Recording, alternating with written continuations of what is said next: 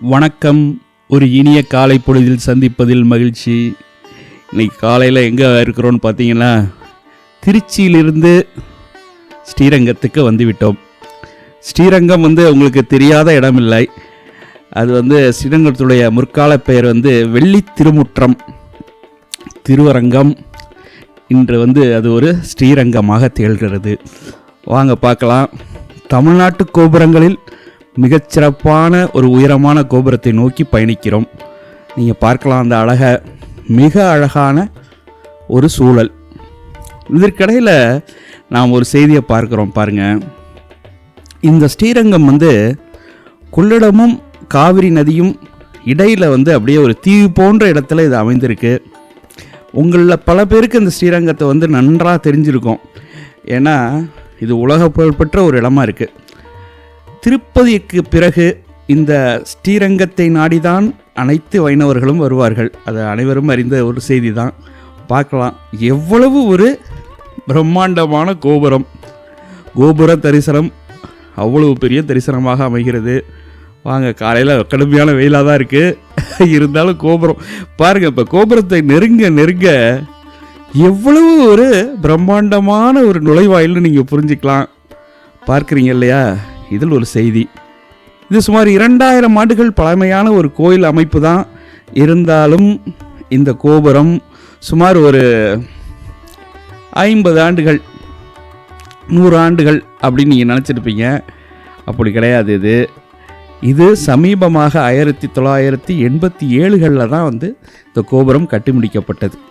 இந்த கோபுரம் ஏன் இதை நான் உங்களுக்கு குறிப்பிடுறேன்னா, எவ்வளவு காலங்கள் ஆனாலும் கலைப்படைப்புகள் அழிவதில்லை. என்றாவது ஒரு நாள் மனிதர்கள் அதை மீட்டு எடுத்து மீண்டும் மனிதர்களிடம் ஒப்படைத்து விடுகிறார்கள். அதுதான் ஒரு முக்கியமான செய்தி. சரி வாங்க, இன்றைக்கி நம்ம திருவரங்கத்தில் இருக்க ரங்கநாதரை பார்க்க போகிறோமா அப்படின்னு நீங்கள் பார்த்தீங்கன்னா அது இல்லை. நம்ம முதல்ல கோயிலை சுற்றி ஒரு சூழலை நம்ம பார்க்க தான் இப்போ வந்திருக்கோம். வாங்க முதல்ல பார்ப்போம். பாருங்கள், இந்த கோயில் சுமார் ஒரு 156-157 ஏக்கர்கள் பரப்பில் உள்ள மிகப்பெரிய கோயில். இது நிறைய கோபுரங்கள், 21 கோபுரங்கள் நிறைந்த ஒரு கட்டமைப்பு இது. நீங்கள் பார்க்கலாம். அப்படியே நம்மளுடைய பயணத்தை பார்த்தீங்கன்னா அப்படியே அந்த ஸ்ரீரங்கத்தை ஒரு சுற்றி வந்துடுவோம் நம்ம. பாருங்கள், இந்த மண்டபங்கள் பாருங்கள் எவ்வளவு சிறப்பாக இருக்குதுன்னு பார்க்கலாம். இங்கே இத்தனை இடங்களையும் கடந்து தான் நம்ம பெருமாளை தரிசிக்கணும். அந்த வழி தான் நம்ம போகிறோம். இன்னொரு செய்தியை நம்ம தெரிஞ்சுக்கலாம். சரி, இப்போ எதற்காக நாம் ஸ்ரீரங்கத்தை நோக்கி வந்திருக்கிறோம் என்ற செய்தியை நம்ம பார்க்கலாம். இன்றளவில் பார்த்தீங்கன்னா உலகம் முழுக்க போர் செய்திகள் இதையெல்லாம் நம்ம கேள்விப்பட்டு கொண்டு இருக்கிற சூழலில் தான் நம்ம இந்த இடத்தை நோக்கி நம்ம பயணம் பண்ணியிருக்கிறோம்.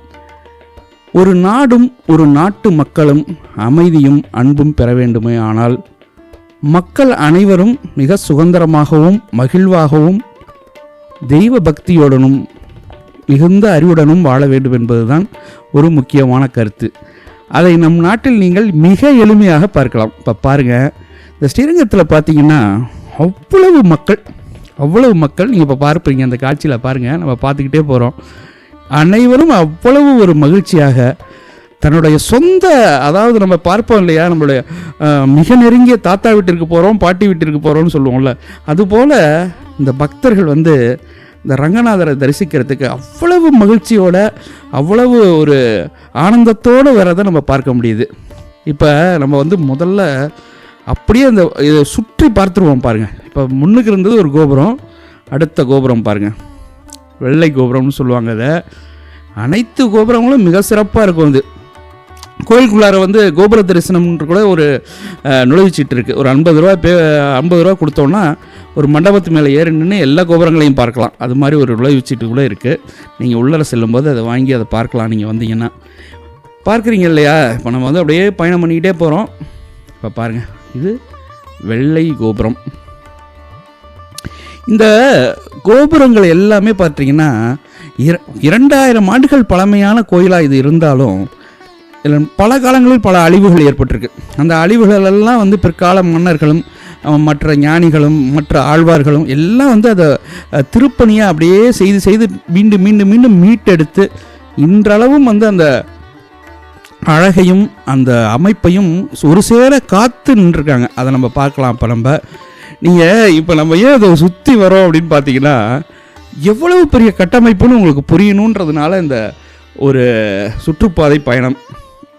இன்னொரு செய்தி பார்க்கலாம். இன்று நம்ம என்ன பார்க்க போகிறோம் அப்படின்னு பார்த்தீங்கன்னா, இப்போ பார்த்தோம் இல்லையா வெள்ளை கோபுரம், அதன் உள்ளார நுழைந்து அதில் 2 மண்டபங்கள் இருக்குது.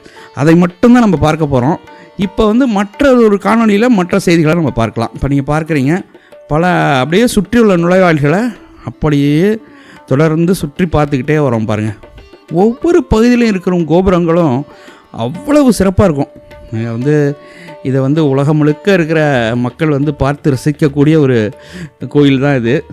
வாங்க, சரி, செய்தி என்னன்றதை நம்ம பார்ப்போம். இத்தனை கலைப்படைப்புகளையும் நாம் பற்றி பேசும்போது எதை பற்றி பேசுவோம் நம்ம? இப்போ முதல்ல 108 திவ்ய தேசங்கள்னு சொல்லுவாங்க இல்லையா பெருமாளுக்கு. அதில் முதல்ல சொல்வது என்ன சொல்வது? அன்பர் உள்ளம். அதுக்கப்புறம் தான் மற்ற திவ்ய தேசங்கள்லாம் பேசுவாங்க. இதில் நீங்கள் ஒரு செய்தியை பார்க்கணும், அன்பர் உள்ளம். இந்த ஒரு செய்தியை நம்ம எடுத்துப்போம். இங்கே மனிதருடைய இந்த பாருங்கள், வடக்கு நுழைவாயில் எப்படி இருக்குது பாருங்கள். மனிதனுடைய மகிழ்ச்சி, உள்ள அமைப்பு, மற்ற செய்திகள் எல்லாமே எதை அடிப்படையாக கொண்டதுன்னு நீங்கள் இப்போ புரிஞ்சிருக்கலாம். நீங்கள் மனிதனுடைய உள்ளத்தின் அடிப்படையாக கொண்டது இல்லையா? அதுதான் அடிப்படை செய்தி. இப்போ நம்ம ஒரு சுற்றி வந்துட்டோம் பாருங்க, நெருக்கி. இப்போ பாருங்கள், அப்படியே இடதுபுறம் திரும்பணும்னா திருப்பி மீண்டும் நுழைவாயிலுக்கு போடுவோம். நம்ம மிக அழகான கோயில். மீண்டும் நான் குறிப்பிட்றேன்னு நினைக்க வேண்டாம். அனைவருக்கும் மிக ஒரு பிரியமான அதை இதோட பக்தர்கள் தன்னுடைய தாய் வீட்டுக்கு வருவது போல் ஒரு உணர்வோடு வருவாங்க. அதை நீங்கள் வந்தீங்கன்னா பார்க்கலாம். கண்டிப்பாக வாழ்நாளில் ஒரு முறையாவது இந்த நம்மளுடைய பெருமாளை தரிசிக்க வேண்டும் என்பது மிக மிக முக்கியமான செய்தி. வாங்க பார்க்கலாம். பாருங்கள், இன்னொரு செய்தி என்னன்னா, ஆன்மீகத்திற்காகவும் அழகிற்காகவும் அப்படியே இவ்வளவு பெரிய படைப்பு 157 ஏக்கரில் பரப்பளவில் அவ்வளவு பெரிய 21 கோபுரங்களோட மிகப்பெரிய அமைப்பு, மிகப்பெரிய நிர்வாகம், அவ்வளவு பெரிய சூழலை நீங்கள் இங்கே பார்க்கலாம். அவ்வளவு சிறப்பாக இருக்கும். இப்போ பாருங்கள், நம்ம வந்துட்டோம், நெருங்கி திருப்பி முன் வழியாக வந்துட்டோம். பாருங்கள், தேர் இருக்குது. தேர் போகிறதுக்காக தேர் ரெடி பண்ணிக்கிட்டு இருக்காங்க. ஏற்பாடுகள் நடக்குது. கண்டிப்பாக நம்ம தேர்களை பற்றியும் நம்ம ஒரு காணொலி இப்போ பார்க்கலாம். சமீபத்தில் நம்ம கண்டிப்பாக தேர்களை பற்றிய செய்திகளையும் மீண்டும் பார்க்கலாம். இந்த கோபுரங்கள் அவ்வளோ அழகாக இருக்குது. சரி, இப்போ செய்திக்கு வருவோம். இப்போ வந்துட்டோம். இப்பொழுது நம்ம ஒரு செய்தியை பார்க்கலாம். இது மிகப்பெரிய பண்பாட்டு தலம். அதற்கு அடுத்தபடியாக பார்க்கலாம், நிறைய ஆழ்வார்கள் சென்ற மிக முக்கியமான இடம் கூட. இங்கே நம்ம ராமானுஜர் அவருடைய உடல் பதப்படுத்தப்பட்டு உள்ளார இருக்குது. நிறைய சிறப்புகள் இருக்குது இந்த கோயிலில், நிறைய சிறப்புகள் இருக்குது. இப்போ நம்ம எந்த செய்தியை பற்றி பார்க்க போகிறோம்னா, பாருங்கள், இந்த வெள்ளை கோபுரம் வழியாக உள்ளார நுழைஞ்சிட்டோம். முதல்ல காட்டணும் இல்லையா, அந்த வெள்ளை கோபுரம் வழியாக உள்ளார வந்துட்டோம். இடதுபுறம் வலதுபுறம் பாருங்கள், இந்த மண்டபம் பாருங்கள், மிக மிக மிக மிக சிறப்பான மண்டபம். இது நிறைய காணொளிகளில், நிறைய காட்சிகளில் இந்த பகுதியை நீங்கள் பார்த்துருப்பீங்க. அவ்வளவு அழகான ஒரு மண்டபம். அந்த முன்மண்டபத்தில் உள்ள சிலைகள் இது அந்த நேர்த்தியை பாருங்கள். நீங்கள் அப்படியே ஒரு கத்தி ஒரு புலியில் குத்தப்பட்டிருக்கு. அதற்கு வெளியில் வருது பாருங்கள், கேடயம், மணிகள் பாருங்கள். அப்படி ஒரு சிறப்பாக வடிவமைக்கப்பட்டிருக்கும். ஒவ்வொரு நுணுக்கம், அது கயிறாக இருந்தாலும் சரி, அந்த குதிரையுடைய வால் பார்த்தீங்கன்னா அப்படியே நூலாக அந்த வடிவமைப்பு அவ்வளவு தெளிவாக இருக்கும். மிக அழகாக இருக்கும் இந்த மண்டபத்தில் இருக்க செய்திகள். இங்கே பார்த்தீங்களா, யானை அப்படியே ஒரு புலியை குத்துவது போல், வீரன் ஈட்டியால் குத்துறது போல செய்திகள். மிக அழகாக. இது நாயக்கர் காலத்து வடிவமைப்பாக இருந்தாலும் ஒரு செய்தியை நாம் தெரிந்து கொள்ள வேண்டும். இப்போ நான் சொல்லக்கூடிய செய்தியில் முக்கியமான செய்திகள் என்னென்னா, இவை பண்பாடு ரீதியாகவும் மத ரீதியாகவும் ஆன்மீக ரீதியாகவும் நாம் எடுத்துக்கொண்டாலும் மிகப்பெரிய கலைஞர்களின் உழைப்பு. அதை நம் மனதில் கொண்டு இதை பார்க்க வேண்டும். இங்கே பாருங்கள், எத்தனை கலைப்படைப்புகள் அவங்க உள்ளத்தில் இதெல்லாம் பதியாமல் இந்த கலைப்படைப்புகளை உருவாக்க முடியுமா? அங்கே பாருங்கள், முதல்ல வயிற்றை கிழித்து கொண்டு வெளியில் வர்றாரு அனுமார். அங்கே பாருங்கள், வாள்கள் பாருங்கள், இந்த வாளோட வடிவமைப்பை பாருங்கள். அவ்வளே ஒரே கல்லில் இந்த தூணும் இருக்குது, அந்த வாளும் இருக்குது. இப்போ ஒரு உங்களுக்கு வந்து உங்களுடைய நேரம் இன்றளவு நீங்கள் வந்து காலை பொழுதில் உங்களுக்கு மிக மிக முக்கியமான நேரமாக இருக்கும். ஏன்னா எல்லாருமே வந்து இந்த ஒரு நாள் தான் ஓய்வு எடுப்பீங்க. அப்போ நிறைய நேரத்தை இதுக்காக நம்ம வந்து செலவிட்டக்கூடாதுன்றதுக்காக தான் மிக சீக்கிரமாக சில செய்திகளை நம்ம பாருங்கள், அந்த சடைகள்லாம் பாருங்கள் எப்படி இருக்குன்னு, அவ்வளோ அழகாக இருக்குது. இதெல்லாம் ஒரு எடுத்துக்காட்டாக நாங்கள் காட்டுறோம். நீங்கள் கண்டிப்பாக இந்த இடங்களுக்கு நேரில் போய் பொறுமையாக இந்த இடங்களை வந்து பார்க்கணும். நம்மளோட காட்சிகளில் வந்து ரொம்ப அதிக வேகத்தோடு காட்டுறது போல உங்களுக்கு தோணலாம். இருந்தாலுமே இதை நீங்கள் சென்று ரசித்து பொறுமையாக பார்க்க வேண்டிய செய்திகள். பாருங்கள், அவ்வளோ அழகாக இருக்குது பாருங்கள். ஒரே கல்லில் வந்து செதுக்கப்பட்டது பாருங்கள். மீண்டும் வந்து ஈட்டி பாருங்கள், அந்த வாயில் வந்து அந்த ஈட்டி வந்து புலியுடைய வாய்க்குள்ளார குத்தி இருக்கிறது, வெளியில் வர்றது அந்த மேடுகள். இங்கே பாருங்கள், இந்த வடிவமைப்புகள்லாம் மிகச்சிறப்பாக இருக்கும். அவ்வளவு அழகான வடிவமைப்புகள். நிறைய கோயில்களை நம்ம பார்க்குறோம், நிறைய நம்மளுடைய காணொளிகளை பார்க்குறோம். இருந்தாலும் கலைஞர்களுடைய படைப்புகள் இங்கே பாருங்கள், உடை எவ்வளோ உடையே பாருங்கள், அப்படியே உடை தெரியுது. ஒவ்வொரு ஆயுதத்துலேயும் வந்து அந்த கலைப்படைப்பு பாருங்கள். அது வாளாக இருக்கும், அது குத்துவாளாக இருக்கட்டும், இல்லை கேடயங்களாக இருக்கட்டும், அது குதிரைகளாக இருக்கட்டும், அவ்வளவு ஆபரணங்கள், அவ்வளவு அணிகலன்கள், அவ்வளவு சிறப்பாக இருக்குது. படைப்பு கணக்கிட முடியாது. அங்கே பாருங்கள், வாளில் மணி இருக்கா, இங்கே பாருங்கள், கால்களில் இருக்கிற பாருங்கள், குதிரை கால்களில் இருக்கிற அந்த ஆபரணங்கள்லாம் பாருங்கள், எவ்வளவு சிறப்பாக இருக்குது பாருங்கள். அவ்வளவு சிறப்பாக இருக்கிறது. அது உலகச் சிறப்பு மிக்க அனைத்து செய்திகளும் ஒருங்கே இணைந்த இந்த மண்ணில் வந்து அங்கே பாருங்கள், ஈட்டி பாருங்கள், அப்படியே கற்களால் ஒரே ஈட்டி அப்படியே உருட்டி ஒரே ஈட்டியாக இருக்குது பாருங்கள். எங்களால் வந்து அப்படியே கூறிக்கொண்டே இருக்க முடியல, அவ்வளோ தூரம் இருக்குது. இங்கே பாருங்கள், அண்டம், கிளி, இங்கே பாருங்கள், இசைக்கருவிகள். பெண்கள் பாருங்கள், பெண்கள் என்னென்ன இசைக்கருவிகள் ஆயுதங்கள்லாம் வச்சுருக்காங்கன்றதுக்கான அடிப்படைகள் இருக்குது பாருங்கள். கேடயம்னா கேடயம் போல் இருக்குது, கத்தி மாதிரியே இருக்குது. இதற்கு அப்படியே பாருங்களேன், எதிர்ப்புறம் 1000 கால் மண்டபம் இருக்கிறது. 1000 கால்கள் கொண்ட ஒரு மண்டபம் பாருங்கள். ஆர்கிடெக்சர் ஒண்டர்ஸ் எல்லாம் பாருங்கள். கோபுரங்களை பாருங்கள், அந்த வெள்ளை கோபுரம் எவ்வளோ அழகாக இருக்குன்றதை நீங்கள் பார்க்கலாம். அவ்வளவு சிறப்பான வடிவமைப்பு. மீண்டும் ஒரு செய்தியை நாங்கள் தெரிவிக்கிறோம். இத்தனை படைப்புகளும் மிகப்பெரிய உழைப்பு, மிகப்பெரிய கலைஞர்கள், மிகப்பெரிய ஒரு உந்து சக்தி. இவ்வளவு செய்திகளையும் உருவாக்கி நம்மளுடைய நாட்டில் வந்து மக்களுக்காக படைக்கப்பட்ட படைப்புகள். இன்றளவில் இவ்வளவு போர்கள் நடந்தாலும் நம் மண் எவ்வளவு செழிப்பாகவும், எவ்வளவு அன்புள்ளத்தோடையும், எவ்வளவு பண்போடும், எவ்வளவு பெரிய ஒரு பக்தியோடையும், மக்களுடைய அமைதியும் மகிழ்ச்சியும் நிலைத்து நிற்கிறதுன்றதை நீங்கள் பார்க்கலாம். இந்த செய்தி ஒரு நாள் 2 நாளில் உருவாக்கப்பட்டதில்லை. பல 100 ஆண்டுகள் வந்து போராடி மனிதர்கள் பெற்ற மகிழ்ச்சி இது.